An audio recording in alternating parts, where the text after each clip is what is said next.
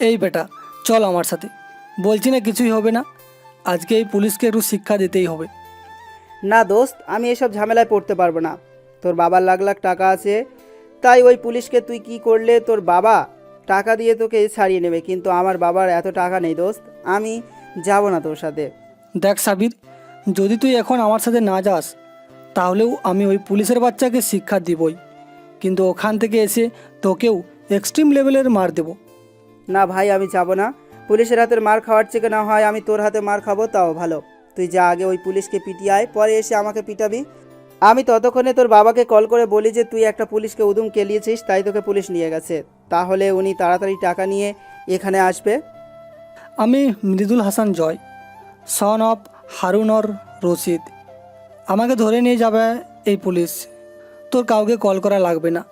তুই শুধু দাঁড়িয়ে দাঁড়িয়ে দেখ আমি বেটাকে কেমন সাইজ করি, পরে এসে তোকেও সাইজ করব। এসব বলে আমি গেলাম সে পুলিশ অফিসারের কাছে, যার সাথে মাত্র 10 মিনিট আগেই আমার ঝামেলা হলো। আমার ড্রাইভিং লাইসেন্সটা আজকে ভুল করে বাসায় ফেলে এসেছি। আমি বললাম যে স্যার একটু অপেক্ষা করুন, আজকে আমি ড্রাইভার ছাড়া বেরিয়েছি, তাই এমন হয়েছে। একটু পরে আমার ড্রাইভার আমার লাইসেন্স নিয়ে চলে আসবে। আমার কথা না শুনে সে আমার কাছে থাকা 9,000 টাকা কেস নিয়ে চলে গেল। এই বেটার এত সাহস হয় কি করে? আজকে আমি ওকে বোঝাবো আমি কে।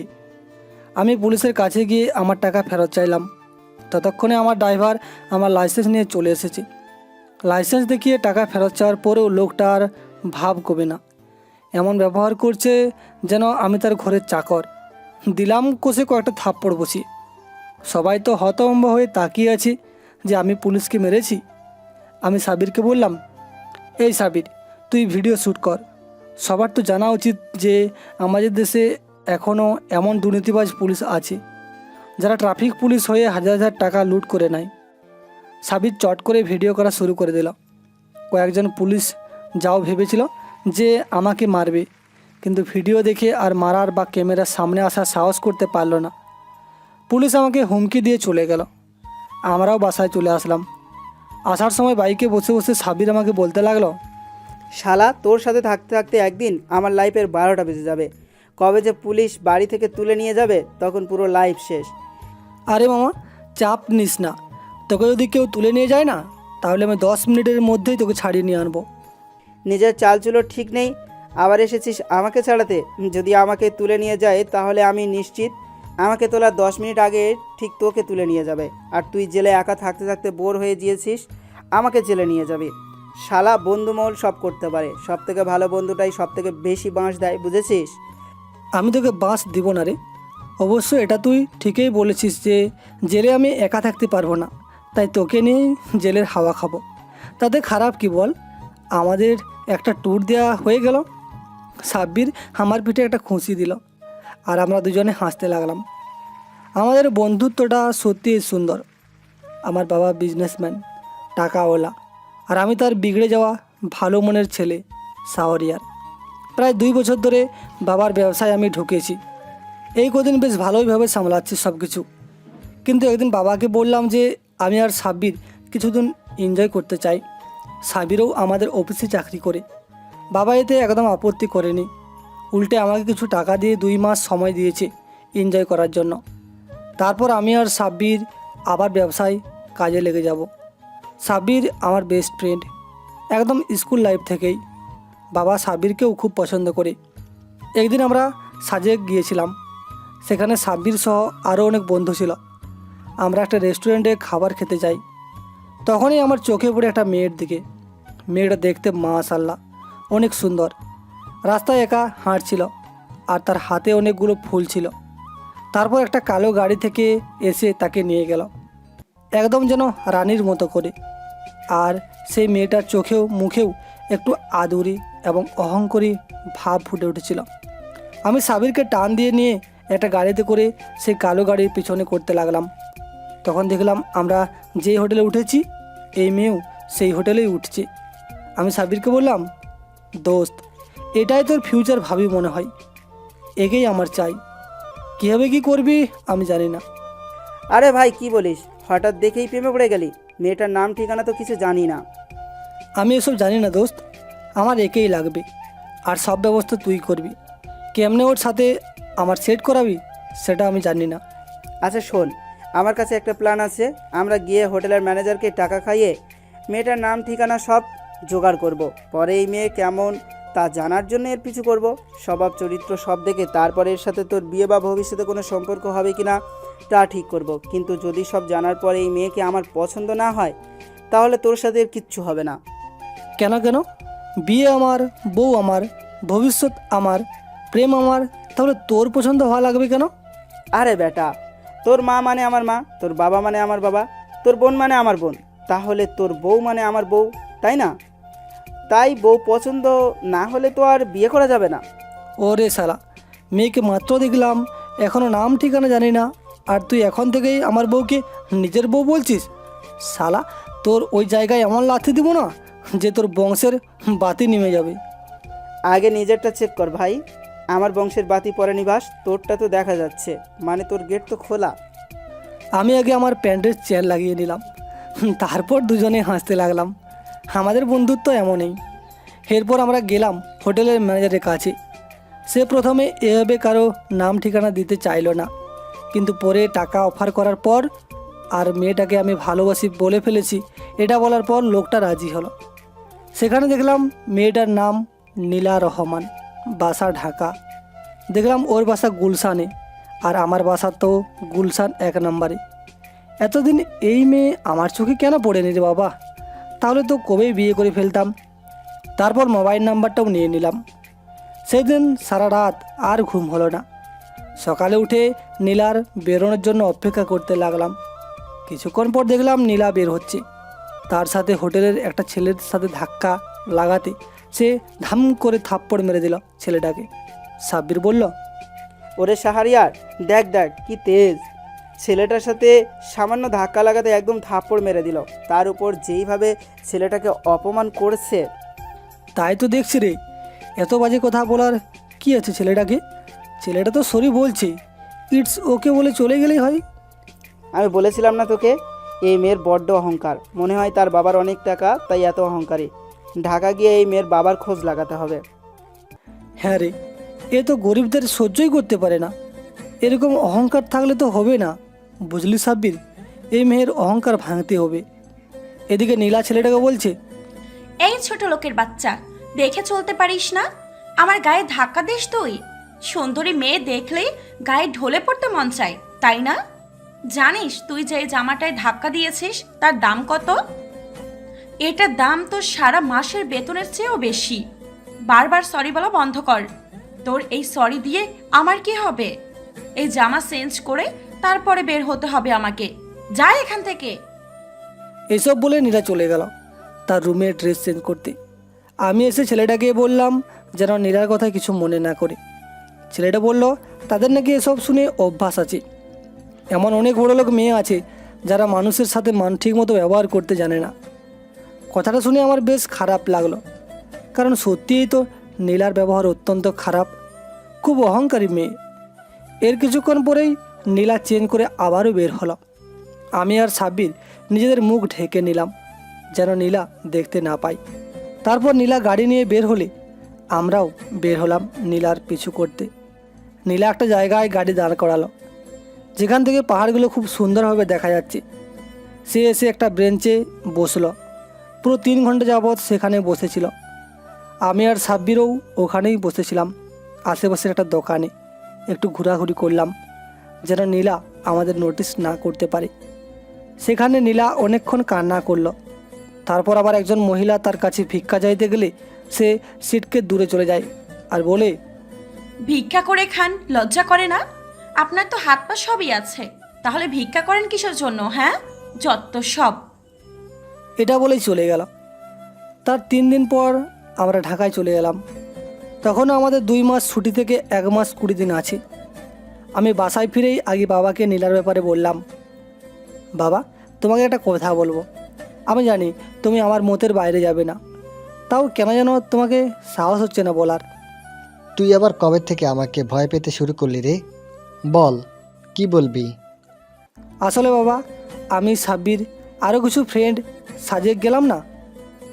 হ্যাঁ ডিল, তা তো আমি জানি। শোন, এসব ডং না করে সোজা কথা সোজাভাবে বল। আমি না ওখানে একটা মেয়েকে পছন্দ করে ফেলেছি বাবা। ওকে আমার ভীষণ পছন্দ হয়েছে। প্লিজ তুমি আবার বেঁকে বসো না।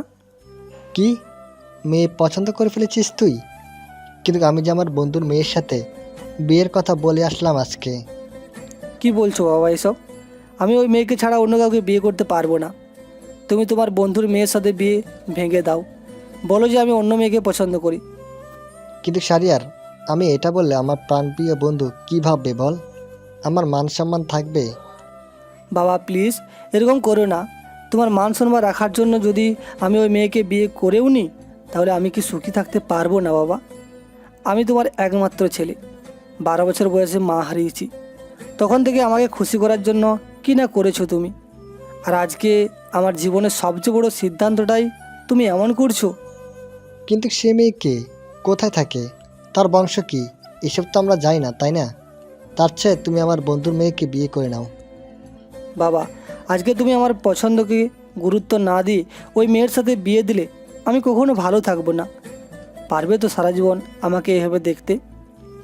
আচ্ছা ঠিক আছে, তোর পছন্দের মেয়ের সাথে তোর বিয়ে হবে। আমার কাছে আমার সম্মানের চেয়ে আমার ছেলের সুখটা বেশি জরুরি। থ্যাঙ্কস বাবা, তুমি পৃথিবীর সবচেয়ে ভালো বাবা। আমি জানতাম তুমি আমার পছন্দকে কখনো না করবে না। আমার খুশিই তোমার জন্য সব। হয়েছে হয়েছে, এবার বল যে সে মেয়ের কোনো ছবি আছে কি না, আর নাম ঠিকানা আছে নাকি দেখে চলে এসেছিস? আরে না বাবা, এত কাঁচা খেলোয়াড় আমি না। তোমার ছেলে আমি, পাক্কা বিজনেসম্যান। লুকিয়ে লুকিয়ে ওর ছবি তুলেছি, আর হোটেলের রেজিস্টার বুক থেকে ওর সব ডিটেলস নিয়ে নিয়েছি। সত্যি? তাহলে আগে মেয়ের ছবি দেখা, দেখি মেয়েকে আমার পছন্দ হয় কি না। আমি আমার ফোন থেকে বাবাকে নীলার কিছু ছবি দেখালাম। বাবা ছবিগুলো দেখে চমকে গেল। বাবা আমাকে বলল, আর শারিয়ার, এই তো নীলা, তুই ওকে কীভাবে চিনলি? তোরা দুজন কি একে অপরকে চিনিস? না বাবা, আমি শুধু ওকে চিনি, ও এখনও আমাকে চিনে না। কিন্তু তুমি ওকে কীভাবে চিনো? আবারও নামও জানো কীভাবে বাবা? আরে গাদা, এটাই তো আমার বন্ধু রফিকের মেয়ে নীলা। এর সাথে তোর বিয়ে ঠিক করেছিলাম। আল্লাহ, কি বলছো? মানে তোমার পছন্দ আর আমার পছন্দ এক? আল্লাহ তাআলার কাছে অশেষ শুক্রিয়া। তাহলে তো বিয়ে পাকা। আমি রফিককে ফোন করে বলে দিই যে তুই এই বিয়েতে রাজি। তাহলে তোদের ছুটির 2 মাসের ভিতরে তোদের বিয়ে হয়ে যাবে। ঠিক আছে ঠিক আছে, আমি রাজি বাবা। তাড়াতাড়ি তুমি আঙ্কেলের সাথে কথা বলো। তখনই সাব্বির আসলো, এসে বলল, 1 মিনিট আঙ্কেল, একটু অপেক্ষা করুন। শাহরিয়ার, তুই একটু ধৈর্য ধর দোস্ত। কেন? সব তো ঠিকই আছে, আর বাবাও আমার জন্য নীলাকেই পছন্দ করেছে। তাহলে সমস্যা কি? হ্যাঁ সাব্বির, তাই তো। তোর আবার কিসের সমস্যা হলো এখন? বিয়েতে তো বর কনে রাজি আছে। না আঙ্কেল, আপনি ভুল জানেন। বর রাজি কিন্তু কোনে রাজি না, মানে নীলা এই বিয়েতে রাজি না। মানে কি বলছিস তুই? মাথা ঠিক আছে? নীলা আমার বন্ধু রফিকের মেয়ে, আর রফিক নিজেই ওর মেয়ের সাথে আমার ছেলের বিয়ের কথা বলেছে। 1 মিনিট বাবা, সাব্বির যেহেতু বলছে তার মানে নিশ্চয়ই কোনো না কোনো একটা কারণ আছে। সাব্বির, তুই বল তো সমস্যা কি? আসলে শাহরিয়ার, তুই বলার পর আমি ঢাকাতে আমার চেনা জানা কিছু লোক লাগিয়ে দিই নীলার ব্যাপারে সব খোঁজ খবর নিতে। সেটা তো আমাকে বলেছিলি তুই। খোঁজ নেওয়ার পর কি জানতে পারলি সেটা বল। আমার লোকেরা ওদের বাসার কাজের মেয়ের কাছ থেকে ওর ব্যাপারে সব ইনফরমেশন নিয়েছে। আসলে ওর একটা বয়ফ্রেন্ড ছিল, ছেলেটা অনেক গরিব ছিল। তখন এই নীলা ওই ছেলেকে সাহায্য করত। আর যখন ছেলেটা একটা কোম্পানিতে চাকরি পেয়ে গেল, তখন নীলাকে বলল সে নাকি ওই কোম্পানির মালিকের মেয়েকে বিয়ে করবে। নীলার সাথে থাকা নাকি তার পক্ষে সম্ভব না। নীলা ওই ছেলের জন্য প্রায় 5 মাস একদম ডিপ্রেশনে ছিল। তারপর যখন মুভ অন করলো, তখন থেকেই গরিবদের ঘৃণা করে। নীলা ভাবে যে সব গরিবরাই বড়লোকের মেয়েকে ফাঁসিয়ে উপরে উঠতে পরে ছেড়ে দেয়। এসব কারণের জন্য রফিক সাহেব ভালো একটা ছেলে দেখে নীলার বিয়ে দিতে চাচ্ছেন, কিন্তু বিয়েতে নীলা একদমই রাজি না। তার মানে এই জন্যই সেদিন হোটেলের ছেলেটাকে এভাবে কথা বলছিল নীলা, আর ওই ভিখারির মহিলার সাথেও এভাবে কথা বলছিল এই ছেলের জন্যই? কিন্তু এই ধারণা তো ঠিক না। সব গরিব মানুষ তো আর ওই ছেলের মতো হয় না। তুই ঠিক বলেছিস শারিয়ার, সব গরিব তো এরকম না। আচ্ছা সাব্বির, ওই ছেলের নাম কি আর কোন কোম্পানিতে চাকরি পেয়েছে? আমি ওর ক্যারিয়ারের 14টা বাজিয়ে দিচ্ছি এক্ষুনি। ছেলেটার নাম রেদওয়ান শেখ, আর কিরণ গ্রুপ অফ কোম্পানিতে চাকরি পেয়েছে। সেখানকার মালিকের মেয়ে কিরণকেই বিয়ে করতে যাচ্ছে। এই ছেলের চাকরির শখ আমি আজই বের করছি। মেয়েদের ব্যবহার করে উপরে উঠে তারপর ছুঁড়ে ফেলে দেয়। কত বড় সাহস! ওর ক্যারিয়ার ধ্বংস করছি আমি। না বাবা, আগে ওকে কিছু করবে না। শুধু ওই কোম্পানির মালিক খায়রুল সাহেবকে সব বলে রাখো, আর কোনো না কোনো বাহানা করে ওই ছেলের সাথে তার মেয়ের বিয়েটা দেরি করতে বলো। কিন্তু কেন? কি করতে চাচ্ছিস তুই? আমাদের উচিত আগে অ্যাকশন নেওয়া। হ্যাঁ শাহরিয়ার, আঙ্কেল কিন্তু ঠিক বলেছে। আমারও মনে হয় আমাদের এখনই সব বলে দেওয়া উচিত। আমরা বলবো, কিন্তু এখনই না। দেখো, আমরা যদি এখন সব বলে দিই, তখন রিদওয়ান আবারও নীলার কাছে গিয়ে মাপ চেয়ে ব্যাপারটা ঠিক করে নেবে। তখন সেটা আমার জন্য রিস্ক হয়ে যাবে। এদিকে রায়হানের জন্য নীলার মনে গরিবদের জন্য যে ঘৃণা জন্মেছে, তাও আমাদের দূর করতে হবে। তাই আমি আগে নীলার মনটাকে ফ্রেশ করতে চাই, গরিবদের প্রতি ওর সম্মানটা আবার ফিরিয়ে আনতে চাই। তারপর যখন ও আমাকে ভালোবেসে ফেলবে, তখন রিদওয়ান এসে ওকে সরি বলবে। যদি ওর মন আগের মতো গরিবদের প্রতি নরম হয়, যদি রিদওয়ান ওকে সরি বলে, তাহলে তো রিদওয়ানকে ক্ষমা করে দেবে। তখন কি হবে ভেবেছিস? যদি আমার কপাল খারাপ হয়, তাহলেও রিদওয়ানকে ক্ষমা করে দিয়ে সারা জীবন ওর সাথেই থাকবে। কিন্তু যদি ভাগ্য আমার সাথে থাকে, তাহলে ও রিদওয়ানকে ক্ষমা করার পর ও সারা জীবন আমার সাথেই থাকবে। বুঝলাম, কিন্তু নীলার মনে তোর জন্য ভালোবাসার জন্ম নিবে কি করে? আর তোকে ভালোই বা বাসবে বা গরিবদের সম্মান করবে কিভাবে? করবে, কারণ ও শফিক ইন্ডাস্ট্রিজের মালিকের ছেলে শাহরিয়ারকে ভালোবাসবে না। ও ভালোবাসবে ওর বাসার ড্রাইভার শাহরিয়ারকে, যে অনেক গরিব হবে, আর ও সেই গরিব ছেলেটার প্রেমেই অন্ধ হবে। কি? ওর বাসার ড্রাইভার মানে? আমি তো কিছুই বুঝতে পারছি না। আমি তো কিছুটা টের পাচ্ছি শাহরিয়ার। এই আইডিয়াটা কিন্তু ভালোই, আশা করি কাজ হবে। হবে মানে আলবাত কাজ হবে, হতেই হবে। এবার নীলা এই মৃদুল ছাড়া আর কাউকে বুঝবে না। আরে আমাকে একটু বুঝিয়ে বলবি এখানে হচ্ছেটা কি? আমি তো বুঝিনি। উফ বাবা, তুমি এখনও বুঝোনি? তুমি যে কীভাবে এই বিশাল বিজনেস সামলাও, আল্লাহ তাআলা ভালোই জানেন। কিছুই বুঝে না। নীতিবাক্য না দিয়ে ঘটনাটা বুঝিয়ে বল আমাকে। কি করবি তুই? প্ল্যান কি? শোনো বাবা, আমি নীলার বাসায় যাব ওদের বাসার ড্রাইভার হিসাবে। তুমি আগে থেকেই রফিক আঙ্কেলকে আমার ব্যাপারে বলে রাখবে, আর আমি সেখানে নীলার ড্রাইভার হয়ে যাব। তারপর আস্তে আস্তে পূর্ণার কাছে হয়ে উঠব। এভাবেই যখন বুঝতে পারবো যে নীলাও আমাকে পছন্দ করা শুরু করে দিয়েছে, তখন রিদওয়ানের অফিসের মালিককে বলবো যে কিরণের সাথে ওর বিয়ে ভেঙে দিতে, আর তখন ও নীলার কাছেই আসবে। তখন দেখব আমার ভালোবাসার কত জোর। কিন্তু এই প্ল্যানে তো অনেক রিস্ক আছে শাহরিয়ার। কতদিন তুই ওর বাসার ড্রাইভার হয়ে থাকবি? যতদিন না নীলা আমাকে ভালোবেসে ফেলে, একটু রিস্ক না নিলে আমি আমার ভালোবাসাকে আমার মতো করে পাবো না বাবা। তাই আমাকে এটা করতেই হবে। এখন তুমি রফিক আঙ্কেলকে কল করো। ঠিক আছে, সবসময় সাব্বির আর আমার সাথে যোগাযোগ রাখবি। আমি এক্ষুনি রফিককে কল করছি। করো। আমি সবসময় তোমাদের সাথে যোগাযোগ রাখবো। হ্যালো রফিক, তুই তো আগে আমাকে নীলের ব্যাপারে বললি না দোস্ত। তোর তো আগে আমাকে বলা উচিত ছিল। আমি বলতে চেয়েছিলাম রে, কিন্তু তোর ছেলে এই বিয়েতে রাজি কি না সেটা শিওর হওয়ার পর বলতে চেয়েছিলাম। আমার মেয়েটা একদম পাল্টে গেছে রে। আগের মতো হাসে না, সারা বাড়ি নেচে বেড়ায় না, ওর মায়ের সাথে বা আমার সাথে ঠিক করে কথা বলে না। এভাবেই বাবা আর রফিক আঙ্কেল সব ব্যাপার ক্লিয়ার করলো।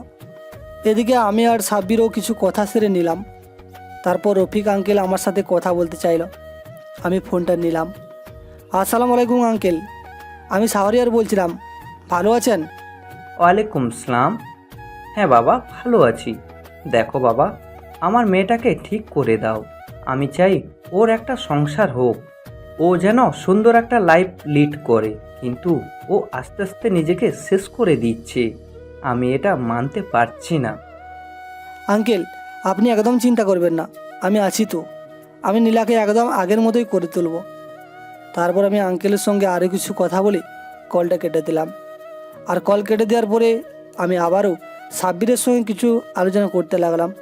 আর এইভাবেই সময়টা পার হয়ে গেল। আর ওদিকে আমি শাহরিয়ার সঙ্গে ফোনে কথা বলার পরে নীলার রুমে চলে আসলাম। আর নীলা চুপচাপ বসে বসে ফোন টিপছে। আমি গিয়ে তার মাথায় হাত বুলিয়ে দিলাম। তারপর আমি নীলাকে বললাম, নীলা মা, এবার একটু স্বাভাবিক হওয়ার চেষ্টা কর। আর কালকের থেকে আমাদের এখানে নতুন ড্রাইভার আসবে। তুই যেখানে যেতে চাইবি সেই ড্রাইভার তোকে সেখানে নিয়ে যাবে, মানে সম্পূর্ণ তোর সঙ্গে থাকবি। বুঝতে পেরেছিস? আরে বাবা, তোমার শুধু শুধু ড্রাইভারের কি দরকার ছিল? তাছাড়া আমাদের তো একটা ড্রাইভার আছে, আবার কেন ড্রাইভার লাগবে? আমি তো কোনো কিছুই বুঝতে পারতেছি না। আমি তোর নিরাপত্তার জন্য এই ড্রাইভারটা রেখেছি। আর এই ড্রাইভার অনেক ভালো। আমি ড্রাইভারের সঙ্গে অনেক কথা বলেছি, আর কথা বলে বুঝতে পারলাম এই ড্রাইভার তোর জন্য পারফেক্ট হবে। ঠিক আছে, তুমি যেমনটা মনে করো। আচ্ছা ঠিক আছে, তুমি এখন যাও, আমাকে একা থাকতে দাও, আমার কোনো কিছু ভালো লাগছে না। তারপর বাবা চলে গেল। আর বাবা চলে যাওয়ার পরে আমি আবারও ফোন টিপতে লাগলাম, কিন্তু কোনো কিছুই ভালো লাগছে না। এদিকে আমি সাব্বিরের সঙ্গে আলোচনা করছি, আর মাঝে মাঝে সাব্বির আমার সঙ্গে ফাজলামো করছি। আর তখনই সাব্বির আমাকে বলতে লাগলো, দোস্ত, ড্রাইভারি করতে গেলে বেশ কিছু কথা মাথায় রাখতে হবে। বিশেষ করে তোর কথা বলার ধরন কিন্তু ড্রাইভারদের মতো হতে হবে। এমন স্মার্টলি কথা বললে কিন্তু হবে না। এটা তো আমি খুব ভালো করেই বুঝতে পারছি, কিন্তু আমার না অনেক ভয় হচ্ছে। আমি কি পারবো নীলার মন জয় করতে? যদি তার মন জয় করতে না পারি, বা সে যদি অন্য কারো হয়ে যায়, ওই ছেলেটার আর কি।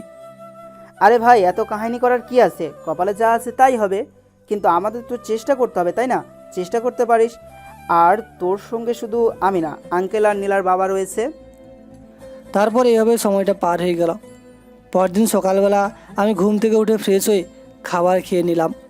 আর খাবার খেয়ে আমি ড্রাইভারের ছদ্মবেশ ধারণ করে আমি বাবাকে বিদায় দিয়ে বাসা থেকে বের হলাম। বাসা থেকে বেরিয়ে হাঁটতে হাঁটতে আমি নীলাদের বাসায় যেতে লাগলাম। কিছুক্ষণ পরেই নীলাদের বাসায় চলে আসলাম। আর এসেই দেখি নীলার বাবা মানে আঙ্কেল বারান্দায় বসে আছে। বারান্দা থেকে গেটের এখানে পুরোপুরি দেখা যায়। তারপর আমি ভিতরে চলে আসলাম। আর ভিতরে আসার পরেই আঙ্কেল নিচে নেমে আসলো। আর আঙ্কেল আমাকে দেখে বলতে লাগলো, যাক শাহরিয়ার, তুমি তাহলে এসেছো। আমি তো ভেবেছিলাম তুমি অনেকটা ভয় পেয়ে গেছো, কারণ তুমি যেটা চাচ্ছ এটা কিন্তু সত্যি অনেক বেশি রিস্ক। কারণ তুমি তো এসব কখনোই করোনি। আঙ্কেল, আপনি আমার উপর পুরোই বিশ্বাস রাখেন। আমার মনে হচ্ছে আমি নীলার মন জয় করতে পারবো। আপনি শুধু আমার জন্য দোয়া করবেন। ছেলে মেয়েদের জন্য বাবা মায়ের কাছে দোয়া চাইতে হয় না বাবা। মা ছেলে মেয়েদের জন্য সবসময় দোয়া করে যেন তার সন্তান ভালো থাকে। যাও, ওপরে যাও। তারপর আমি আঙ্কেলের সঙ্গে আরও কিছু কথা বলে আমি উপরে চলে আসলাম। আর উপরে আসার পরেই আমি নীলার রুমের সামনে গিয়ে দেখি নীলা রেডি হচ্ছে। আমি সেখানে দাঁড়িয়ে থাকলাম না, আমি কিছু দূরে দাঁড়িয়ে নীলাকে ডাকতে লাগলাম, ম্যাডাম, আমি শাহরিয়ার। আপনার এখানে ড্রাইভারের কথা বলা হয়েছিল না, আমি আজকে এসেছি। ঠিক আছে, তুই গিয়ে গাড়িটা বের কর, আমি রেডি হয়ে আসছি। তারপর ছেলেটা চলে গেল। আর ছেলেটা চলে যাওয়ার পরে আমি রেডি হয়ে নিলাম। আর রেডি হয়ে আমি নাস্তার টেবিলে আসলাম। আর নাস্তার টেবিলে এসে আমি নাস্তা করছি। আর তখনই বাবা আমার সামনে আসলো। আর বাবা এসে বলতে লাগলো, কি রে মা, এখন কি তুই ভার্সিটিতে যাবি নাকি অন্য কোথাও যাবি? তোর কি আরও কোনো কাজ আছে? আর ছেলেটা কিন্তু অনেক ভালো। ছেলেটা তোকে সবসময় খেয়াল রাখবে, তোর কখন কি হয়ে যায়। তাছাড়া আমার তো অনেক শত্রু আছে, আমার সঙ্গে না পেরে যদি তোর কোনো ক্ষতি করে, সেজন্যই আমি এই ছেলেটাকে দেখেছি। এদিকে আমি গাড়ি বের করে গাড়ির মধ্যেই বসে আছি আর নীলার জন্য অপেক্ষা করছি। আর কিছুক্ষণ পরেই নীলা একটা কালো ড্রেস পরে নামতে লাগলো। নীলাকে সত্যিই অসাধারণ লাগছে, কিন্তু নীলার এই অসাধারণের মধ্যেও কিছুটা অন্যরকম লাগছে। কারণ নীলা যেসব ড্রেস পরেছে, এসব ড্রেস পরা মোটেও উচিত না। আমি চোখটা নামিয়ে ফেললাম। আর তখনই নীলা এসে পেছনে বসলো। আর পেছনে বসার পর আমাকে বলতে লাগলো, শোন, সোজা এখান থেকে ভার্সিটিতে যাবি। আর এখন যেহেতু তুই আমার হয়ে কাজ করবি, তাই যা দেখবি যা শুনবি সবসময় চুপচাপ থাকবি। যদি কাউকে বলিস বা আমার বাবা যদি জানতে পারে, তাহলে কিন্তু তোকে আমি মেরে ফেলবো, বলে দিলাম। বুঝতে পেরেছিস? চল তাড়াতাড়ি। তারপর আমি গাড়ি চালাতে লাগলাম। আমি লুকিং গ্লাসে নীলাকে দেখতে লাগলাম বারবার, কিন্তু নীলার এক মনে বাইরে তাকিয়ে আছে। বুঝতে পারলাম নীলার মনটা একদম ভালো নেই। আর মন ভালো না থাকারই কথা, কারণ সে যে তাকে অনেক ভালোবাসতো, আর সে মনটা ভেঙে দিয়েছে। নীলা আরও ডিপ্রেশন কী করে কাটাবো সেটাই আমি চিন্তা করছি। তারপর এসব ভাবতে ভাবতেই আমি ভার্সিটির সামনে চলে আসলাম। আর ভার্সিটির সামনে এসে দেখি আমার কিছু ভাই ব্রাদার সেখানে দাঁড়িয়ে আছে। আমি তাদেরকে চোখ দিয়ে ইশারা করলাম আমার সঙ্গে কথা বলার জন্য। তারপর আমি নীলার দরজাটা খুলে দিলাম, আর তখন নীলা নামলো। আর নীলা নামার পর আমাকে বলতে লাগলো, তুই এখানে কোথাও বসে থাক, আমার ক্লাস শেষ হলে তারপর আমাকে নিয়ে যাবি। বুঝতে পেরেছিস? আর তোকে যেন আমার ফোন করতে না হয়। আর তোর নাম্বারটা দে, কারণ অসময়ে কাজে লাগবে। আমি নীলাকে আমার নাম্বারটা দিয়ে দিলাম। আর নীলা আমার নাম্বারটা নিয়ে সোজা চলে গেল। একটা বারের জন্য ফিরে তাকালো না। আমি সেখানে বসে পড়লাম, আর গাড়িতে বসে বসে এই সময়টা পার করলাম। আর ওদিকে আমি ভার্সিটিতে প্রবেশ করলাম, আর ভার্সিটিতে প্রবেশ করতেই দেখি আমার বান্ধবীরা একসঙ্গে আড্ডা দিচ্ছে। আমিও সেখানে গিয়ে বসলাম, যদিও আড্ডা দিতে ভালো লাগছে না। আমি ওদের সঙ্গে বসে আছি, তবু এক সাইডে। আর তখনই আমাকে রিয়া বলতে লাগলো, কি রে নীলা, তুই এভাবে চুপচাপ বসে আছিস কেন? আমরা সবাই মিলে এত মজা করছি, এত কথা বলছি, আর তুই চুপচাপ শুনছিস? কোনো কিছু বুঝতে পারছি না। তোর কি কোনো কিছু হয়েছে? আর তুই কি এখনো সেই বিষয়টা নিয়ে পড়ে আছিস? আরে ভাই, একটু স্বাভাবিক হওয়ার চেষ্টা কর। আর কত এভাবে চলবি? দোস্ত, আমার এখন মনে হয় যদি গরিবদেরকে দেখি তাহলে মনে হয় তাদেরকে গুলি করে মারি। ওদেরকে আমার একদম সহ্য হয় না। অনেক সময় নিজেকে কন্ট্রোল করতে পারি না। কি করব বল? আমি যে এটা থেকে বের হতে পারছি না। আর এটা কি করে করতে পারলো? সব সময় এটাই কথা মনে হয়। তোর মতো এমন স্মার্ট মেয়ে যদি এসব কথা বলে তাহলে কি আর চলে বল? আজকালকার যুগে এইসব স্বাভাবিক। তুইও দেখিয়ে দে যে তুইও পারবি। একজনের আশায় কতদিন এভাবে নিজে নিজে কষ্ট পাবি? ও তো দিব্যি ভালো আছে, তাহলে তুই কেন ভালো থাকতে পারবি না? তাছাড়া আর তুই আমাদের ভার্সিটির সবচেয়ে সুন্দরী মেয়ে। সকল ছেলে তোর জন্য পাগল, আর তুই কিনা এসব ছেলের জন্য কষ্ট পাচ্ছিস? আরে গরিব ছেলেরা হচ্ছে এমনই, বড়লোক মেয়ে দেখে প্রেম করবে, তারপর কাছ থেকে টাকা খেয়ে নিজেকে তৈরি করে ওই মেয়েটাকে ছুঁড়ে ফেলে দেবে। এটাই হচ্ছে গরিবদের একটা প্ল্যান। তুই সেই প্ল্যানের শিকার হয়েছিস, তাই এখন তো ফলো করতে হবে। আর এসব চিন্তা বাদ দে। আর তোর জন্য একটা পার্টি অ্যারেঞ্জ করেছি আজকে রাতে, চলে আসবি। দোস্ত, পার্টি করতে এখন আর ভালো লাগে না রে, তোরাই পার্টি কর। আচ্ছা চল ক্লাসে যাই, এটা নিয়ে না হয় পরে কথা হবে। আমার এখন কোনো কিছুই ভালো লাগছে না। এটা বললে তো আমরা কখনোই শুনবো না। আমরা সবাই মিলে যেহেতু সিদ্ধান্ত নিয়েছি, তার মানে আজকে পার্টি হবে। আর এখানে তুইও আসবি। তুই না আসলে কিন্তু আমরা কেউ পার্টি করব না। আর সব সময় আমরা তোর কথাই শুনেছি, এবার তুই আমাদের কথা শুনবি। কি বলিস তোরা? তারপর সবাই মিলে ক্লাসে চলে আসলাম। আর ক্লাসে এসে আমরা মনোযোগ দিয়ে ক্লাস করতে লাগলাম, কিন্তু ক্লাসের মধ্যেই খেয়াল করলাম নীলা ক্লাসে মনোযোগ দিতে পারছে না। আমি আর কোনো কিছু বললাম না। তারপর এভাবে ক্লাস শেষ করে আমরা বের হলাম। আর বের হয়ে আমরা ক্যাম্পাসে আড্ডা দিচ্ছিলাম। আর তখনই নীলা বলল, দোস্ত, আমার কিন্তু ভালো লাগছে না, আমি বাসায় যাব। তাছাড়া আমার খুব খিদে পেয়েছে, আর রাতে পার্টিতে দেখা হচ্ছে, তাহলে আমি পার্টিতে আসবো। তুই যেহেতু কথা দিয়েছিস পার্টিতে আসবি, তার মানে তুই এখন যেতে পারিস। যদি পার্টিতে না আসিস তাহলে দেখবি আমরা তোকে কি করতে পারি। সোজা তোকে বাসা থেকে তুলে আনবো। আর আঙ্কেলকে কি বলতে হয় সেটা আমি খুব ভালো করেই জানি। এদিকে আমি গাড়ির মধ্যে বসে আছি। কিছুক্ষণ পরেই দেখলাম নীলা এদিকে আসছে। তাকে দেখে আমি মোবাইলটা পকেটে রেখে দিলাম। পকেটে রেখে গাড়ির বাইরে দাঁড়িয়ে আছি। আর তখন সে এসে গাড়িতে বসলো।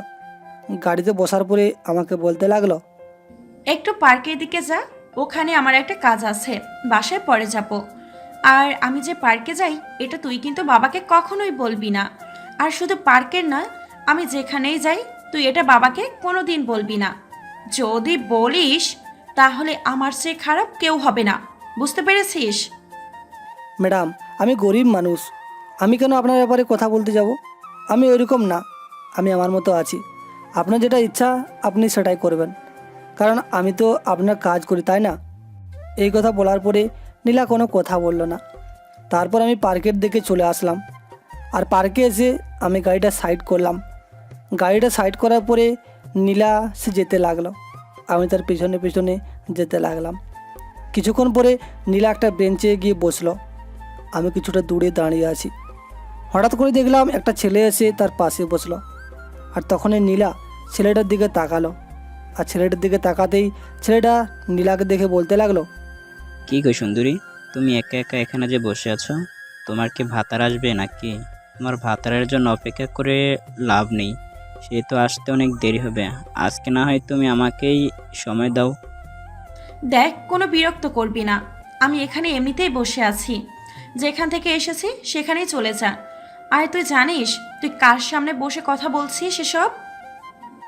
আমি কার সামনে দাঁড়িয়ে কথা বলছি এটা আমি খুব ভালো করেই জানি। আর এটা শুধু আমি নয়, এখানে যত ছেলেপেলে আছে সবাই তোকে খুব ভালো করেই চেনে। হয়তো সবাই ভয়ে তোর কাছে আসতে পারছে না, কিন্তু আমি তোকে দেখে মোটেও ভয় পাই না, কারণ তোর বাবার চেয়ে আমি কোনো অংশে কম নেই, বুঝতে পেরেছিস? তোকে আমি 6 মাস ধরে পছন্দ করি, কিন্তু তুই আমার পছন্দের কোনো মূল্যই দিচ্ছিস না।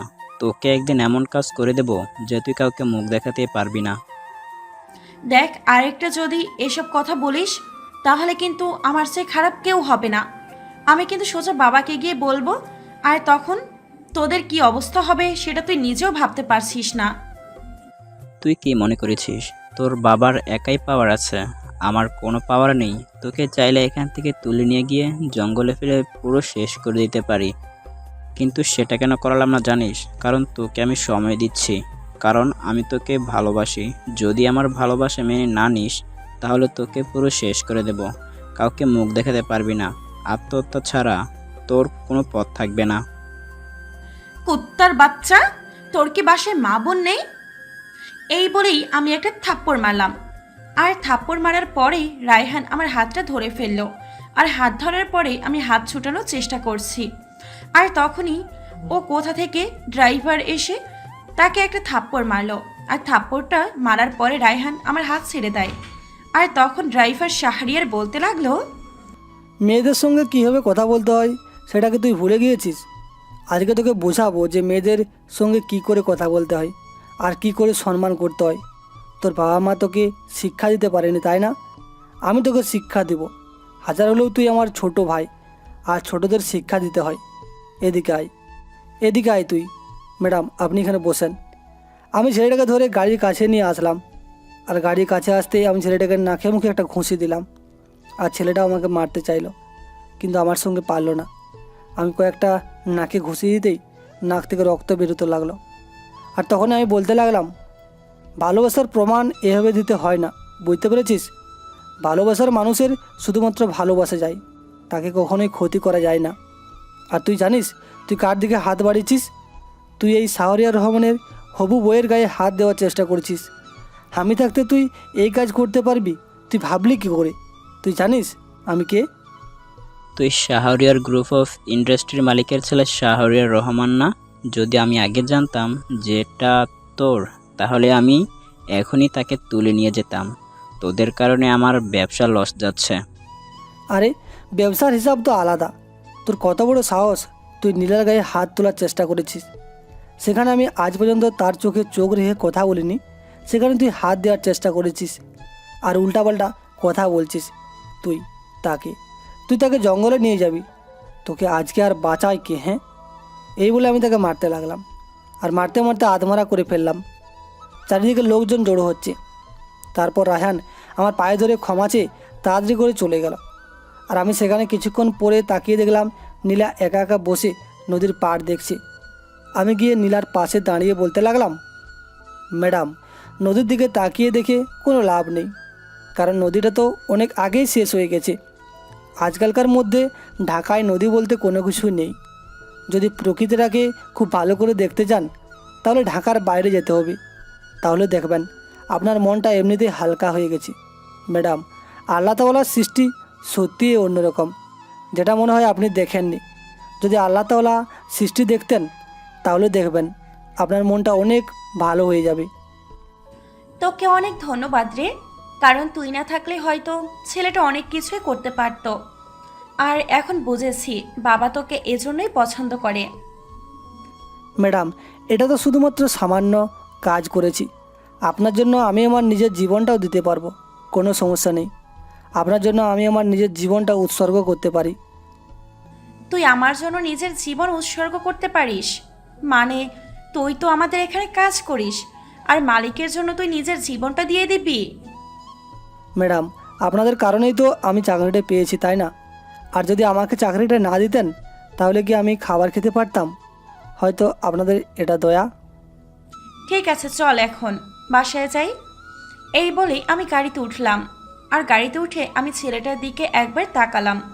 আর ছেলেটার দিকে তাকিয়ে মনে হলো ছেলেটা সত্যিই অনেক ভালো। কারণ অন্য কোনো ড্রাইভারের সামনেই এরকম হলে ড্রাইভাররা পালিয়ে যায়, কিন্তু এখানে এই ছেলেটা বিপদে এগিয়ে এসেছে। তারপর আমি বাসায় চলে আসলাম। আর বাসায় আসার পরেই আমি সোজা উপরে এসে রুমে এসে ফ্রেশ হয়ে নিলাম। এদিকে আমি বাসায় এসে গাড়িটা রেখে আমি আঙ্কেলের সঙ্গে কিছু কথা বললাম। আর আমি আঙ্কেলকে বললাম, আঙ্কেল, আপনার কোনো চিন্তা করতে হবে না, আমি এই রায়হানের ব্যবস্থা করে দিয়েছি। তাকে এমন মার দিয়েছি মনে হয় 7 দিনের আগে বিছানা থেকে উঠতে পারবে না। আঙ্কেল, তুমি যখন আমার মেয়েটার পাশে আছো তাহলে আমার কোনো চিন্তা নেই। তোমার জন্য আমি নিশ্চিত, এখন থাকতে পারছি না। তারপর এভাবে আমি আঙ্কেলের সঙ্গে আরও কিছু কথা বললাম। আর কথা বলা শেষে আমি কিছু কাজ করতে লাগলাম। আর তখনই আন্টি বলল তার রুমে খাবারটা দিয়ে আসার জন্য। আর আমি খাবারটা নিয়ে নীলার রুমে চলে আসলাম। নীলার রুমে আসার পর দেখি নীলা ফোন টিপছে। আমি নীলার অনুমতি নিয়ে ভিতরে গেলাম। ভিতরে গিয়ে খাবারটা দিলাম। আর তখন নীলা বলতে লাগলো, কি রে, তুই আমার খাবার নিয়ে এসেছিস? আমি না বললাম মাকে খাবার নিয়ে আসার জন্য? তুই কেন আমার রুমে এসেছিস? আর কখনো রুমে আসবি না। রুমের বাইরে থেকে খাবার দিবি। আর কোনো দরকার লাগলে রুমের বাইরে থেকে বলবি, বুঝতে পেরেছিস? ম্যাডাম, আপনি সবার সঙ্গে এরকম ব্যবহার করেন কেন? হ্যাঁ, সবার সঙ্গে তো ভালো ব্যবহার করতে পারেন। আর ম্যাম ইসলাম ধর্মে আছে যে হ্যাঁ, সবার সঙ্গে হাসি মুখে কথা বলার জন্য অনেক স্বভাব পাওয়া যায়। দেখ, তোর কাছ থেকে কি আমি এখন জ্ঞানের কথা শুনতে চেয়েছি? আমি এসব তোর থেকে অনেক ভালো জানি। যা এখান থেকে, তোকে একদম সহ্য হচ্ছে না আমার। তারপর আমি সেখান থেকে চলে আসলাম। আর এখান থেকে এসে আমি একটা রুমে শুয়ে পড়লাম। আর আমি সাব্বিরকে কল দিলাম। সাব্বিরকে কল দেওয়ার পর সাব্বির কিছুক্ষণ পরে কলটা রিসিভ করলো। আর রিসিভ করে বলতে লাগলো, কি রে, সেখানে যাওয়ার পর তো আমাদেরকে একদম ভুলে গেছিস। আমি তো বলেছিলাম সেখানে গিয়ে আমাকে কল করার জন্য, কিন্তু মাত্র কল করলি। সরি দোস্ত। আচ্ছা শোন, আমি তোকে একটা কথা বলি। ওই যে রায়হানের কথা বলেছিলি না, তুই যার সঙ্গে তোর এত ঝামেলা হয়েছিল, পরে যে আমি বললাম এসব বাদ দেওয়ার জন্য, ওই ছেলেটাকে আমি আজকে অনেক মেরেছি। কারণ ও নীলার দিকে খারাপ ইঙ্গিত করেছিল, নীলাকে মারার চেষ্টা করেছিল, সেই জন্য। ঠিক আছে, আমাকে আর বলতে হবে না, আমি সবটা বুঝে গেছি আমাকে কি করতে হবে। আর তুই এসব নিয়ে কোনো চিন্তা করিস না, আমি ব্যবস্থা করছি। আর শোন, তোকে একটা কথা ভালোভাবে অ্যাডভাইস দিচ্ছি। যদিও আমি এসবের মধ্যে কোনো কিছুই বুঝি না, তবুও শোন, নীলার কাছাকাছি থাকার চেষ্টা করবি। এটা ওটা নিয়ে নীলার কাছে যাবি, নীলার সঙ্গে বারবার কথা বলবি। আর নীলাকে নিয়ে যদি তুই একবার কোথাও ঘুরতে যেতে পারিস, তাহলে নীলার সঙ্গে তোর একটা মিল হবে। আস্তে আস্তে নীলার তোর সঙ্গে বন্ধুত্বপূর্ণ সম্পর্ক হয়ে যাবে। আর একবার বন্ধুত্ব হয়ে গেলে তো বুঝতেই পারছিস, পরেরটা তো আর তোকে বলে দিতে হবে না।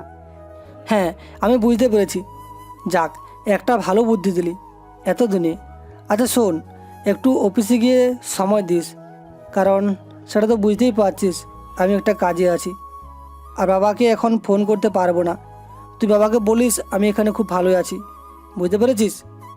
তারপর আমি সাবিরের সঙ্গে আরও কিছু কথা বলে কলটা কেটে দিলাম। আর কল কেটে দেওয়ার পর আমি আঙ্কেলের কাছে চলে আসলাম। আঙ্কেলের কাছে এসে বললাম, আঙ্কেল, নীলাকে নিয়ে কোথাও ঘুরতে যেতে চাই। নীলাকে নিয়ে একা কোথাও ঘুরতে গেলে নীলার মনটা অনেক ফ্রেশ হয়ে যাবে। আর আমিও নীলার সঙ্গে অনেকটা ফ্রি হয়ে যাব। এখানে থাকলে কোনো কিছুই সম্ভব হবে না। হ্যাঁ, কোথাও ঘুরতে গেলে তো নীলার মনটা এমনিতেই ফ্রেশ হয়ে যেত, কিন্তু নীলা কি রাজি হবে? ঠিক আছে, আমি নীলাকে রাজি করানোর ব্যবস্থা করছি, তুমি সব কিছু ব্যবস্থা করো। আঙ্কেল, আমি নীলাকে নিয়ে রাঙামাটি বা খাগড়াছড়ির দিকে যেতে চাই। পাহাড়ি এলাকা, নীলা অনেক নাকি ভালো লাগে পাহাড়ি এলাকা, এটা আমি বুঝতে পারলাম। আমি কোনো ফ্লাইটে যেতে চাই না, লং জার্নিতে যাব নীলার সঙ্গে কথা বলতে বলতে। হয়তো আপনার সঙ্গে কথা বলাটা এটা উচিত হয়নি, যদিও লজ্জা করছে, কিন্তু পরিস্থিতির কারণে সব কিছুই বলতে হচ্ছে। কোনো সমস্যা নেই। আমি যখন তোমার আন্টিকে বিয়ে করেছিলাম তখন আমি এর চেয়েও বেশি কিছু করেছিলাম, বুঝতে পেরেছো? আমি তোমার আন্টির জন্য দেয়াল টপকে তার সঙ্গে দেখা করতাম। প্রতিদিন জিজ্ঞেস করো। তারপর আমি সেখানে আর এক মুহূর্ত দাঁড়িয়ে না থেকে সেখান থেকে চলে আসলাম, কারণ আমার নিজেরই লজ্জা করছে। তারপর আমি নীলার রুমের সামনে এসে নীলার দিকে তাকিয়ে আছি। নীলাকে যতই দেখি ততই যেন নীলার ভালোবাসার গভীরে পড়ে যাই। তারপর আমি নীলাকে বললাম, ম্যাডাম, যদি আমাকে অনুমতি দিতেন তাহলে একটা কথা বলতাম। ম্যাম, স্যার বলছিল যে আপনাকে নিয়ে খাগড়াছড়ি থেকে ঘুরে আসার জন্য, আপনি কি যাবেন? তুই বাবাকে গিয়ে বল আমি বন্ধু বান্ধবদের সঙ্গে খাগড়াছড়ি যাব কিছুদিন পরে, বুঝতে পেরেছিস? এটাই গিয়ে বলবি। তারপর আমি এই কথা শুনে আঙ্কেলকে বললাম, আর আঙ্কেল কিছুটা মন খারাপ করলো। আমারও মনটা খারাপ হয়ে গেল, কিন্তু কিছুই করার নেই, যেহেতু রাজি হয়েছে এটাই অনেক। তারপর এভাবেই পার হয়ে গেল কয়েকটা দিন। নীলার সঙ্গে এখন মোটামুটি এবার ভালো একটা সম্পর্ক হয়েছে। তবে নীলা সবসময় আমার সঙ্গে এভাবেই কথা বলে, কখনো ভালো কথা বলে না। নীলার এই ব্যবহারটা আমার কাছে অনেক বেশি দামি। তারপর এভাবে দেখতে দেখতে পার হয়ে গেল আরও কয়েকটা দিন। আজকে নীলা তার বান্ধবীদের সঙ্গে ঘুরতে যাবে, আর সেখানে আমি তার সঙ্গে যাব। এতগুলো মেয়ের মাঝে একা যেতে অনেকটা বিরক্তিকর লাগছে, কিন্তু নীলার জন্য তো আমাকে যেতেই হবে। সবাই মিলে একটা বাস ভাড়া করেছে। আমি পিছনের সিটে বসে আছি, আর তখনই দেখলাম সবাই নীলাকে বলছে, কি রে দোস্ত, আমাদের মাঝে এই অপদার্থটা কোথা থেকে নিয়ে আসলি? আমাদের মাঝে কি আর এটাকে রাখতে চলে? বল, কেমনটা লাগছে বল। আরে এটা বাবা রেখে দিয়েছে। তোরা তো জানিস বাবার কত শত্রু, আর আমার বডিগার্ড হিসেবে এই ছেলেটাকে রেখেছে। তোরা কোনো চিন্তা করিস না, ওকে আমি যা বলি তাই শোনে। আর আমাদের কাজের জন্য তাকে আমাদের সঙ্গে আনা হয়েছে। আমাদের তো অনেক কিছুরই প্রয়োজন হবে, যেটা আমরা চাইলেই আনতে পারবো না, তাকে দিয়ে আনাতে পারবো। মানে বলতে পারিস যে আমাদের পুরো দায়িত্বটা তার উপরে। আর এই বাস, হোটেলের ব্যবস্থা সব কিছু সেই করেছে। ছেলেটা অনেক ভালো, আমি যেটা বলি সেটাই শোনে। তাহলে তো আর আমাদের কোনো সমস্যা নেই। যাক, ভালোই হলো এই ছেলেকে নিয়ে এসেছিস। তবে ছেলেটা কিন্তু দেখতে সত্যি অনেক সুন্দর। আমি তো দেখি পুরো ক্রাশ খেয়ে ফেলেছি, কিন্তু যখনই তোর বিষয়টা মনে হয় তখন মনে হয় গরিবদেরকে ঘৃণা করাই উচিত। কিন্তু ছেলেটাকে আমার অন্যরকম লাগছে, ছেলেটাকে আমি নিজেই বিয়ে করে ফেলি। তোর রুচি দিন দিন এত নিচে নামছে কেন বলতে পারবি? তুই কাকে কি বলছিস? কোথায় ও আর কোথায় তুই? একটাবার ভেবে দেখেছিস? দোস্ত, একটা বিষয় চিন্তা করে দেখ, পাঁচটা আঙুল যেমন সমান নয়, তেমনি গরিব ছেলেরা কিন্তু সমান হয় না। কিছু ছেলেরা সত্যি ভালোবাসতে জানে, কিছু ছেলেরা মেয়েদেরকে সম্মান করতে জানে। আমার ছেলেটাকে দেখে ওই রকমেরই মনে হয়, কারণ যতই বডিগার্ডের চাকরি করে সে, কিন্তু তোকে মন দিয়ে হলে করে। কারণ দুই একবার তো নিজের চোখের সামনে দেখেছি, তাই বলছি। আর ভালোবাসার জন্য এই ছেলেটা তোর জন্য এরকমটা করে, এটা আমি একটা মেয়ে হয়ে বলছি। বডিগার্ডের ব্যবহার, তাদের কর্মকাণ্ড এরকম নয়, ওটা অনেকটা আলাদা। কি বলছিস তুই? আমি তো এরকমটা কখনোই লক্ষ্য করিনি, আর আমি তো তার দিকে এ পর্যন্ত তাকাইনি। ভালো করে কি করে লক্ষ্য করব? তুই কি সত্যি বলছিস? ঠিক আছে, আমি তাহলে এখন চেক করে দেখব। ওরা এসব নিয়ে কথা বলতে লাগলো, আর এসব শুনতে শুনতে আমি যে কখন ঘুমিয়ে পড়েছি বাসের মধ্যে সেটা বলতেই পারবো না। আর যখন ঘুম ভাঙলো তখন দেখি সন্ধ্যা হয়ে গেছে। বুঝতে পারলাম আমরা এসে গেছি। তারপর বাস থেকে নেমে আমরা হোটেলে চলে আসলাম। হোটেলে এসে আমরা যে যার মতো ফ্রেশ হয়ে নিলাম, আর ফ্রেশ হয়ে আমি আমার রুমে খাবার খেয়ে ঘুমিয়ে পড়লাম। পরদিন সকালবেলা ঘুম থেকে উঠে আমি বের হলাম, আর দেখি আমি সবার আগেই উঠেছি। আমি নীলার জন্য কিছু খাবার নিয়ে নীলার রুমের সামনে চলে আসলাম, আর দরজা ধাক্কাতে লাগলাম। কিছুক্ষণ পরেই নীলা উঠলো, আর উঠে আমার হাত থেকে নাস্তাগুলো নিয়ে আবার দরজা লাগিয়ে দিল। তারপর আমি বললাম, ম্যাডাম, এতক্ষণ পর্যন্ত শুয়ে না থাকাটাই ভালো। চলেন কোথাও থেকে ঘুরে আসি, আপনারও ভালো লাগবে। আর এখানেও তো এসেছেন ঘোরার জন্যই, তাই না? আমি একটা গাড়ির ব্যবস্থা করেছি। ঠিক আছে, আমি রাস্তা রেডি করে বের হচ্ছি। তুই গাড়িতে গিয়ে অপেক্ষা কর। আরে গাড়ির মধ্যে কি সবার জায়গা হবে? ম্যাডাম, আপনি এটা নিয়ে কোনো চিন্তা করবেন না, গাড়ির মধ্যে সবারই জায়গা হবে। ঠিক আছে ম্যাম, আপনি নাস্তা করেন। তারপর আমি গাড়িটার কাছে চলে আসলাম, আর গাড়িতে এসে আমি বসে আছি, আর গাড়িতে বসে আমি নাস্তা করে নিলাম। আর কিছুক্ষণ পরে ওরা সবাই মিলে রেডি হয়ে আসলো। নীলা একটা কালো শাড়ি পরেছে। নীলাকে দেখতে সত্যিই অসম্ভব সুন্দর লাগছে। আমি তো হাঁ হয়ে গেছি, নীলার দিকে তাকিয়ে আছি। কিছুক্ষণ পরেই নীলার ধাক্কাতে আমার ধ্যান ভাঙল। তারপর আমি ড্রাইভিং সিটে বসলাম, আর ওরা যে যার মতো বসে পড়ল। আমিও গাড়ি চালাতে লাগলাম। গাড়ি চালাতে চালাতে অনেকটা দূরে চলে আসলাম। সারাদিন ঘোরাফেরা করার পরে নীলা একটু ক্লান্ত হয়নি, সবাই ক্লান্ত হয়ে গেছে। আজকে অনেক খুশি। নীলাকে এর আগে আমি কখনোই এমন খুশি হতে দেখিনি। আর তখন নীলা বলল, শুনেছি এখান থেকে নাকি সূর্য ডোবাটা অনেক ভালো দেখা যায়। আমি সবসময় অনলাইনে দেখতাম, ইন্টারনেটে দেখতাম, কিন্তু আজকে নিজের চোখে দেখব। কি বলিস তোরা? হ্যাঁ, তুই ঠিকই বলছিস। তাহলে আমরা কোনো একটা উঁচু পাহাড়ের দিকে যাই, আর সেখানে আমরা ছবি তুলবো, আর আমরা সূর্যডোবাটা উপভোগ করব। এই শাহরিয়ার, তুই তাড়াতাড়ি চল। তারপর আমি ওদের উপর কোনো কথা বললাম না, আর ওদের কথায় আমি একটা পাহাড়ের সামনে চলে আসলাম। আর নিচে গাড়ি রেখে আমরা উপরে উঠতে লাগলাম। নীলা কিছুটা উপরে উঠতেই হারিয়ে গেল, আর তখনই নীলা পড়ে যেতে লাগলো। আর আমি গিয়ে তাকে ধরলাম, তাকে হাত ধরে আমি উপরে তুলতে লাগলাম। আর এটা দেখে তখন সবাই আমার দিকে তাকিয়ে আছে। নীলা আমাকে কোনো কিছুই বলল না, কারণ নীলা হয়তো পায়ের মধ্যে একটু ব্যথা পেয়েছে। আর নীলাকে ধরে আমি উপরে তুললাম। উপরে তোলার পরে আমি নিজেও অবাক হয়ে গেছি, কারণ এত সুন্দর দৃশ্য আমি এর আগে কখনোই দেখিনি। হয়তো বন্ধুবান্ধব নিয়ে অনেক জায়গায় ঘুরতে গিয়েছি, কিন্তু এরকম প্রিয় মানুষটার সাথে নিয়ে এরকম প্রকৃতি দেখা, এটা সত্যিই অন্যরকম। তবে যদি নীলা একা থাকতো তাহলে আরও অনেক বেশি ভালো লাগতো। আর তখনই সাব্বির কল দিল। সাব্বির কল দেওয়ার পরে আমি সাব্বিরের কলটাকে শুধু সামনে এগিয়ে রিসিভ করলাম, আর সাব্বিরের সঙ্গে কথা বললাম। কথা বলা শেষ করে আমি যেই মাত্র সেখানে আসলাম, তখন দেখলাম সবার মাঝে নীলা নেই। নীলা কোথায় গেল? আমি নীলাকে খুঁজতে খুঁজতে নিচের দিকে নামছি, আর যতই নামছি ততই দেখি ঘন জঙ্গলের দিকে। এখন তো প্রায় রাত হয়ে গেছে, আমার মাথা কাজ করছে না, আমি কি করব। হঠাৎ করে নীলা কোথায় চলে গেল? দেখলাম নীলার একটা জুতা সামনে পড়ে আছে, তার মানে নীলা এদিকে গিয়েছে। আমি সেদিকে যেতে লাগলাম। লতাপাতা দিয়ে পুরোটা ঘিরে আছে, কোনো কিছু দেখা যাচ্ছে না। আমি মোবাইলে ফ্ল্যাশ অন করেই যাচ্ছি, আর তখনই দেখলাম কিছু দূর যাওয়ার পরে নীলা অজ্ঞান হয়ে পড়ে আছে। আমি তাড়াতাড়ি করে নীলার কাছে গেলাম, আর কাছে যাওয়ার পরেই আমি নীলাকে ডাকতে লাগলাম, কিন্তু নীলা আমার কথার কোনো প্রত্যুত্তর দিচ্ছে না।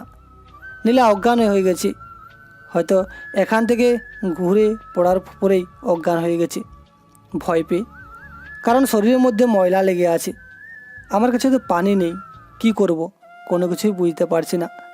তারপর নীলার পেটে চাপ দিলাম, কিন্তু নীলা কোনো রকম রেসপন্স করছে না। তারপর বাধ্য হয়ে নীলার মুখে মুখ লাগিয়ে দেওয়ার চেষ্টা করছি, কিন্তু কিছুক্ষণ পরে নীলা জেগে উঠল। তারপর আমার দিকে তাকিয়ে আমাকে শক্ত করে জড়িয়ে ধরল।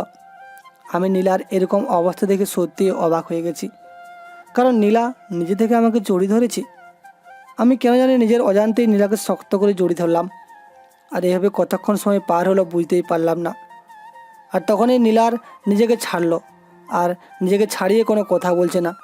তখন আমি বললাম, আপনার সাহস কী করে হয় এখানে একা একা আসার? আপনি এখানে আসার আগে আমাকে কি একবারও বলেছিলেন যে আমি এখানে যাব? আর আপনাকে সবার সঙ্গে থাকার জন্য বলেছিলাম, কিন্তু আপনি সেটা না থেকে একা একা এখানে কেন আসতে গেলেন? আসলে আমি এখানে রায়হানকে দেখেছিলাম, আর রায়হানকে দেখার পরেই আমি এগিয়ে আসছিলাম ভালো করে দেখার জন্য। কিন্তু আমার মনে হচ্ছে এখানে রায়হান ছিল, রায়হানের হাতে পিস্তল ছিল, সেটা দেখার জন্য এগিয়েছিলাম। মানে রায়হান আসবে কোথা থেকে এখানে? আপনারা বান্ধবীরা মিলে এখানে ঘুরতে এসেছেন, এটা রায়হানের জানার তো কোনো কথা না। তাছাড়া রায়হান তো এখন অসুস্থ থাকার কথা, সেদিন যে মার দিয়েছিলাম। আরে আমি সত্যি বলছি, আমি এখানে রায়হানকে দেখেছি। আর রায়হানকে দেখার পরেই আমি এগিয়ে গিয়ে দেখতে চেয়েছিলাম যে এটা কি আসলেই রায়হান। আর এগিয়ে আসতে আসতে আমি কখন যে এই পথে চলে এসেছি বুঝতে পারলাম না। হঠাৎ করে পা ফসকে যায়, আর ফসকে যাওয়ার পরেই আমি গড়িয়ে গড়িয়ে এ পর্যন্ত এসেছি। তারপর আমি সাব্বিরকে কল দিলাম, আর সাব্বিরকে কল দেওয়ার পরে সাব্বির কলটা রিসিভ করলো। তারপর আমি সাব্বিরকে বললাম, সাব্বির, আমি যে তোকে বলেছিলাম যে রায়হানের ব্যাপারে খোঁজ নেওয়ার জন্য, রায়হানকে একটু শিক্ষা দেওয়ার জন্য, কিন্তু তুই কাজটা কি করেছিস? এখানে রায়হান আসলো কোথা থেকে? রায়হান নাকি নীলাকে মারার জন্য এখানে এসেছে।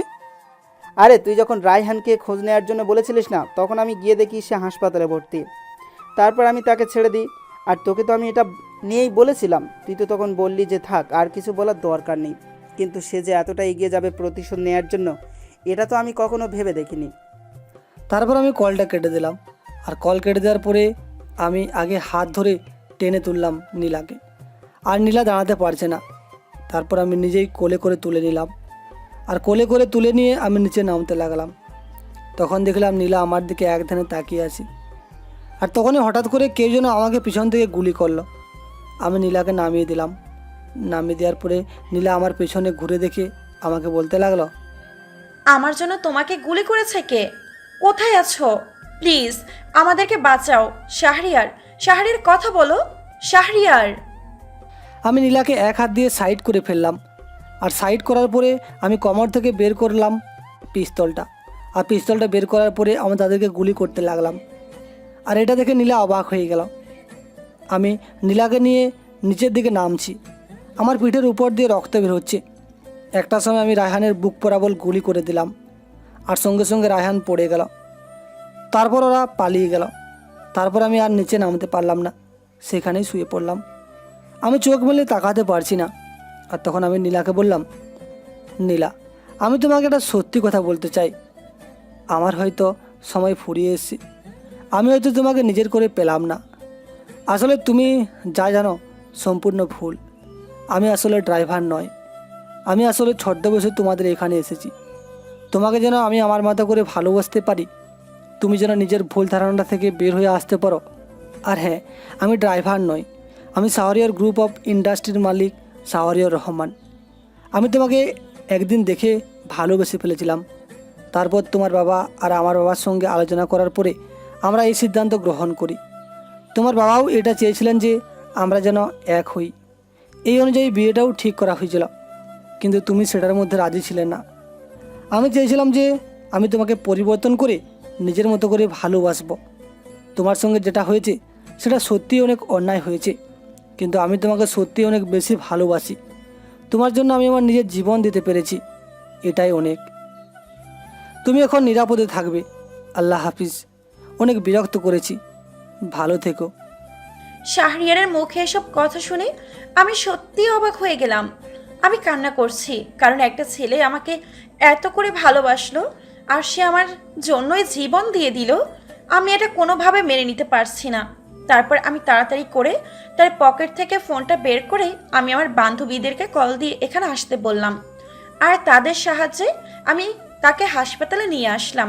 আর হাসপাতালে নিয়ে আসার পরে তারা অপারেশন থিয়েটারে নিয়ে গেল। আর 1 ঘন্টা পরে বেরিয়ে আসলো। ডাক্তার বলতে লাগলো, রোগীর অতিরিক্ত রক্ত বের হয়েছে, ইমার্জেন্সি রক্তের প্রয়োজন। আমাদের ব্লাড ব্যাংকের মধ্যে রক্ত আছে, কিন্তু ওনাকে এই রক্ত দেয়া যাবে না, সমস্যা আছে। তাই রক্তের গ্রুপ বি পজিটিভ। স্যার আমার রক্ত বি পজিটিভ। আপনি আমার শরীর থেকে যত রক্ত লাগে নিন, তবু আমার হাজব্যান্ডকে বাঁচিয়ে দিন প্লিজ।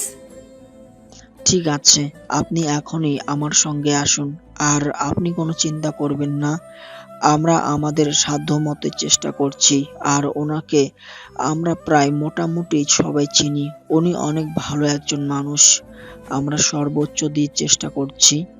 তারপর আমি ডাক্তারের পেছন পেছন যেতে লাগলাম। আর গিয়ে আমার হুইল থেকে এক ব্যাগ রক্ত দিলাম।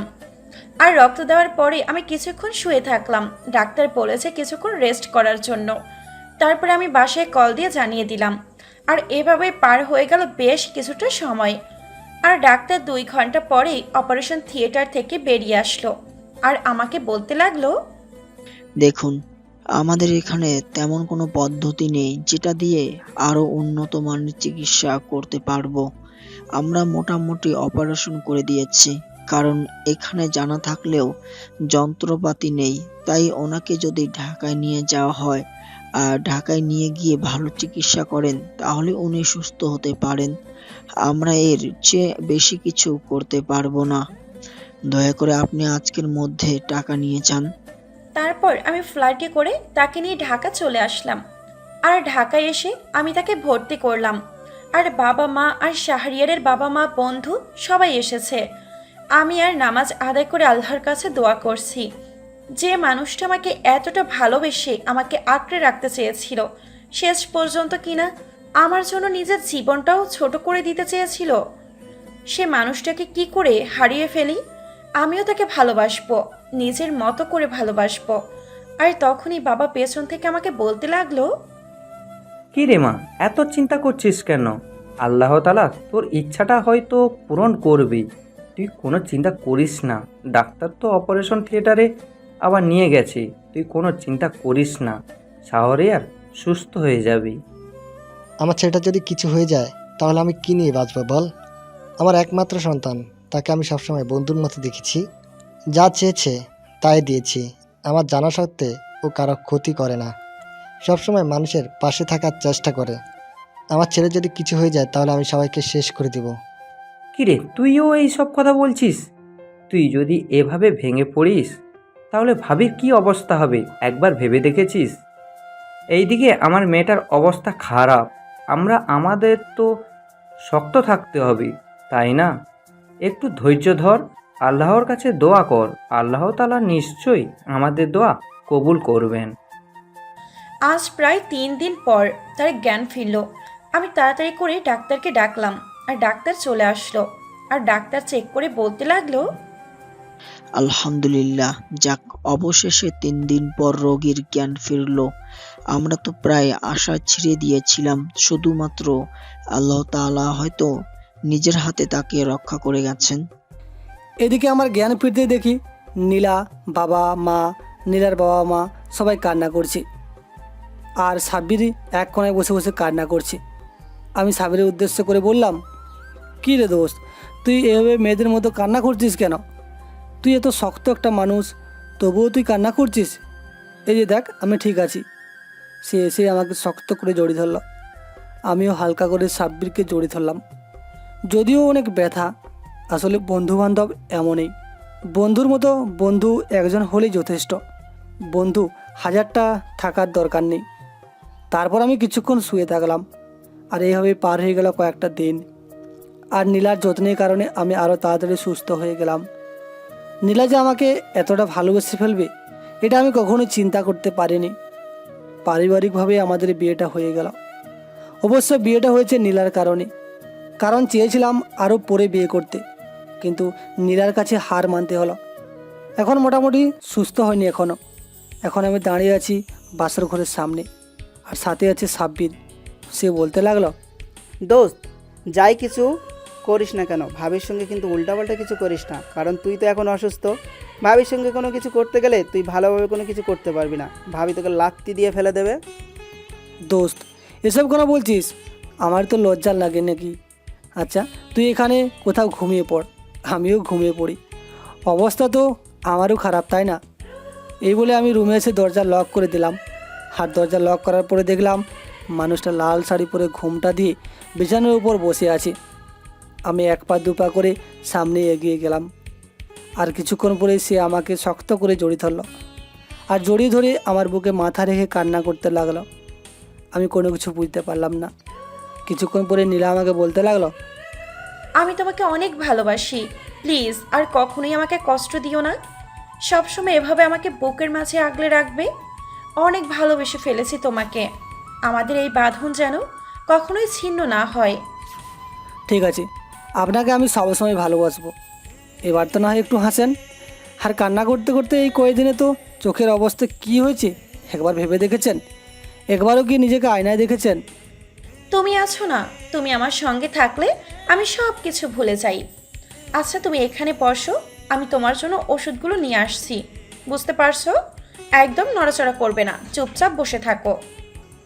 তারপর নীলা আমার জন্য ওষুধ নিয়ে আসলো আর আমাকে ওষুধ খাইয়ে দিল। আমি ওষুধ খেয়ে বিছানায় শুয়ে পড়লাম। আর তখনই নীলা লাইট বন্ধ করে আমার বুকে মাথা রাখলো। মাথা রাখার পরে সে আমার কানে কানে বলতে লাগলো, আজকে তো আপনি রোমান্স করতে পারবেন না, এত কষ্ট করে বিয়ে করলেন কিন্তু রোমান্স করতে পারবেন না। ঠিক আছে, আগে সুস্থ হন ভালোভাবে, তারপর রোমান্স করতে পারবেন। কে বলেছে আমি রোমান্স করতে পারবো না? একটু হলেও তো রোমান্স করব। আর পিঠের ব্যথাটা এখনও আছে। পিঠের মধ্যে গুলি লেগেছে, ওই গুলির ক্ষতটা কি এত সহজে ভালো হবে বলো? আচ্ছা ঠিক আছে, আমি তোমার মাথায় হাত বুলিয়ে দিচ্ছি, তুমি ঘুমিয়ে যাও, কেমন? আমি নীলার ঠোঁট জোড়া দখল করে নিলাম আর নীলাও আমাকে রেসপন্স করতে লাগলো। প্রায় 5 মিনিট পরে ছেড়ে দিলাম। আর তখনই নীলা লজ্জা পেয়ে আমার বুকে মুখ লোকালো। আর এইভাবেই না হয় চলতে থাকুক আমাদের মিষ্টি ভালোবাসার গল্পগুলো। আর হ্যাঁ বন্ধুরা, এরকম নিত্য নতুন ভালোবাসার গল্প পেতে আমাদের চ্যানেলটিকে এখনই সাবস্ক্রাইব করে পাশে থাকবেন। দেখা হচ্ছে অন্য কোনো নতুন গল্পের সাথে। ততক্ষণ সবাই সুস্থ থাকবেন। ধন্যবাদ সবাইকে।